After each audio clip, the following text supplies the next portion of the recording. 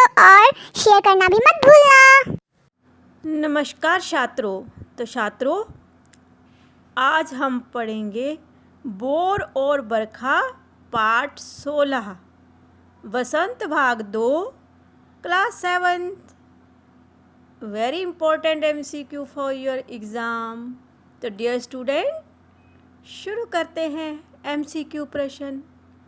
MCQ प्रश्न शुरू करने से पहले मैं उन सभी का, जो भी नए सब्सक्राइबर भी आए हैं, उन सभी का तहे दिल से धन्यवाद करती हूँ। प्लीज़ इन सभी वीडियो को ज़्यादा से ज़्यादा शेयर कर दीजिएगा, क्योंकि ज़्यादा बच्चे इसका लाभ उठा सकें। क्यों अभी तो हाफ ईयरली एग्ज़ाम आपका PT2 होगा, वो तो 10 लेसन ही आएंगे, परंतु मैं आगे के सारा कंप्लीट करवा रही हूँ। तो जब तक कंप्लीट हो तो ये ज़्यादा से ज़्यादा शेयर कर देना please. Like, share and comment. चलो शुरू करते हैं। गोपियाँ जो है क्या मथ रही थी? मथ मथ मथ शब्द आया है, तो इसमें मथना तो आप सभी को जानते होंगे, जानते हैं ना।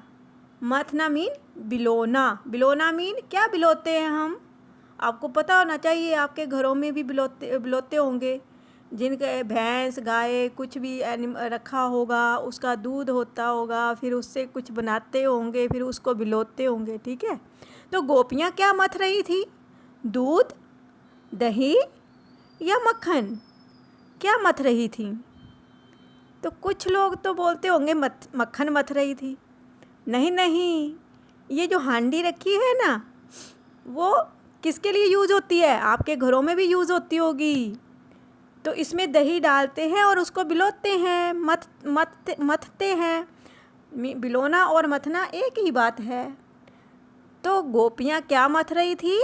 दही मथ रही थी, क्योंकि हमें दूध देते हैं गाय भैंस, फिर उसका हम दही लगाते हैं। दही को मथ कर क्या तैयार करते हैं बच्चों?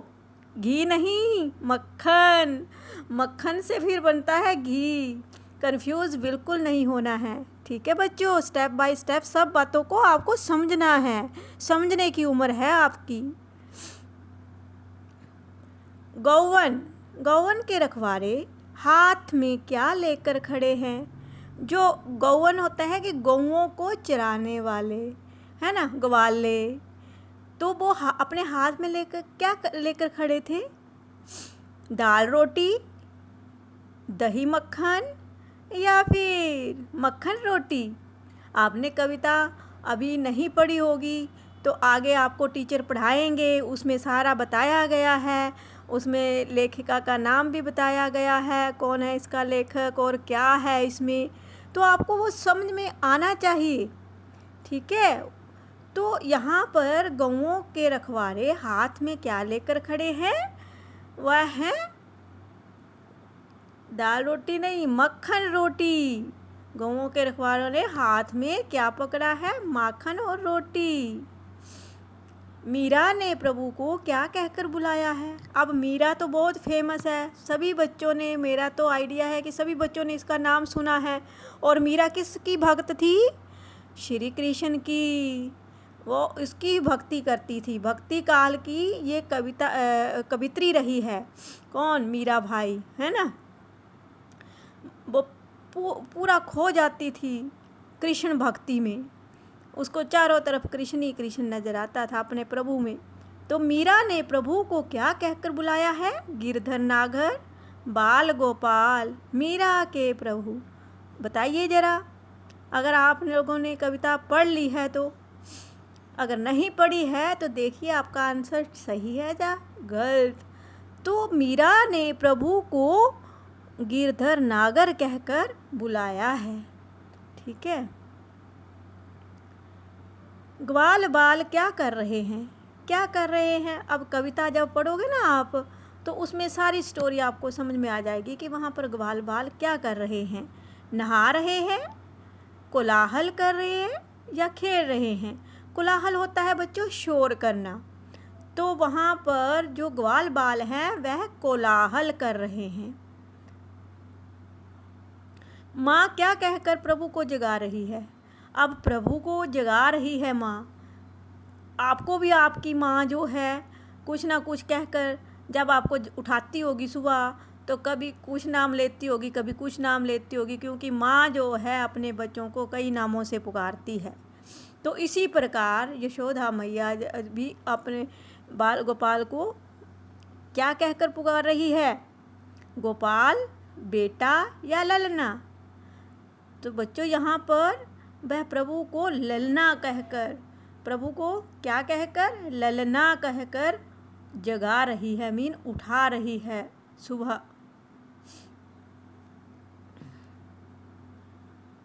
किसके आने की आहट सुनकर मीरा प्रसन्न हो गई। जब मीरा को किसी के आने का समाचार मिला, आहट मीन जैसे हम चलते हैं ना, पैरों से आवाज़ आती है, तो उसको ऐसे आहट महसूस हुई कि कोई आ रहा है, तो उसके आने से मीरा प्रसन्न हो गई। तो कौन आ रहा है?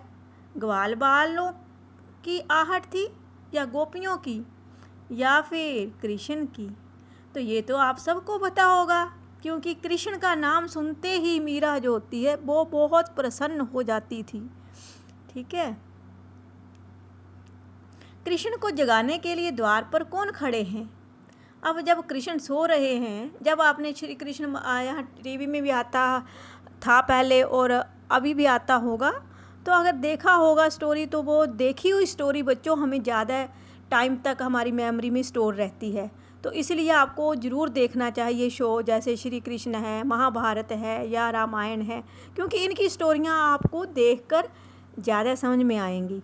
कृष्ण को जगाने के लिए द्वार पर कौन खड़ा है? अब सारे ग्वाल बाल या फिर राधा या फिर यशोदा, कौन खड़ा है द्वार पर? सारे ग्वाल बाल। इस कविता में किस ऋतु का वर्णन हुआ है? तो आप भूल तो नहीं गए कि ये कविता कौन सी है? क्या नाम है इस कविता का? पता है आपको? भोर और बरखा। ठीक है। तो भोर और बरखा जो है इस कविता में किस ऋतु का वर्णन हुआ है? ग्रीष्म ऋतु का, वर्षा ऋतु का या फिर बसंत ऋतु का? तो कौन सी ऋतु का वर्णन हुआ है? वर्षा ऋतु का। ये मैंने आपको पीछे बैकग्राउंड भी लगा रखा है समझाने के लिए। भोर और बरखा मीन्स भोर होती है सुबह, सुबह जो, और बरखा तो आपको पता ही है, बारिश। भोर और बरखा कविता के रचयिता कौन हैं? कौन है?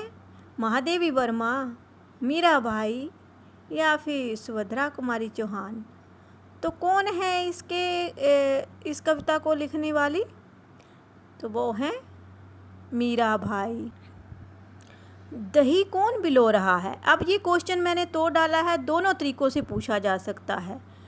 जैसे मैंने पहले भी पढ़ाया कि कौन बिलो रहा है, क्या बिलोते हैं, तो दही कौन बिलो रहा है, अब ये पूछा गया है। दोनों तरीक़ों से ये क्वेश्चन आ सकता है। कौन बिलो रहा था दही? गोपियाँ, यशोदा या फिर राधा? कौन बिलो रहा था दही को? गोपियाँ बिलो रही थी। कैसी बूंदें पड़ रही थी? कैसी बूंदें पड़ रही थी बारिश की? बड़ी बड़ी, मोटी मोटी या नन्ही नन्ही?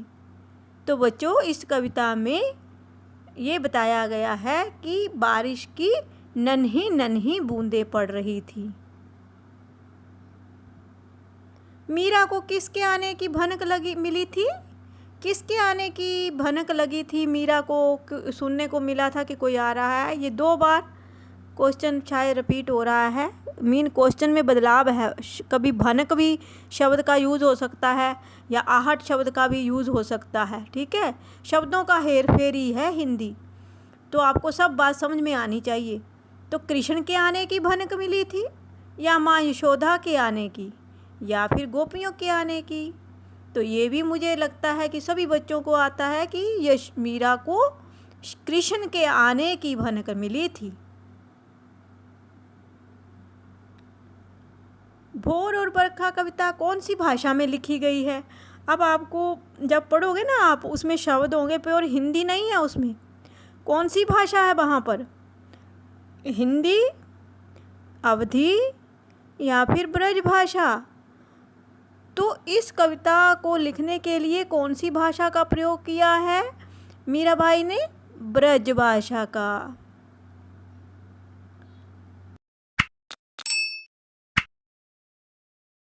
मेरे प्यारे बच्चों, अगर आपको मेरा ये वीडियो अच्छा लगा then don't forget to like, share and subscribe to my channel and also press the bell icon for more updates.